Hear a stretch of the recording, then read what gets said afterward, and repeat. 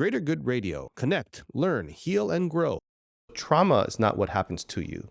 It's what happens in you as a result of what happens to you. What happens to you is traumatic, but that is done when it's done. And typically that gets, like you get in a car accident, it's traumatic. You typically physically heal from it fairly, within months or so on.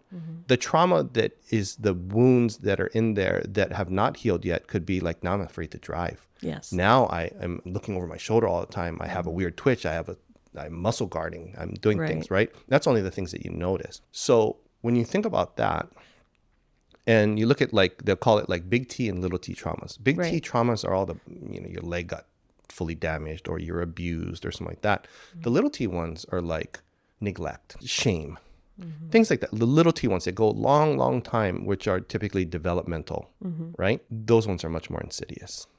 The big T ones are typically the ones where we'll have a PTSD around, right? Some instance that we're stuck, we can't access it or so on, like a military, right? Military one, they're in war, they're in something, it's stuck and it's around, it's so painful, but they can't get near it, right? And it's one event, and it's one event that they can't escape from. The little T stuff is just pervasive. Right. That's the stuff typically that is very harder to resolve because it's pervasive. And if you look at the military that typically has PTSD, if you do the ACE scores, which is adverse childhood experiences, and looking at what their childhood trauma is, there's a good percentage that have already coming into the military with highly traumatized backgrounds. Interesting.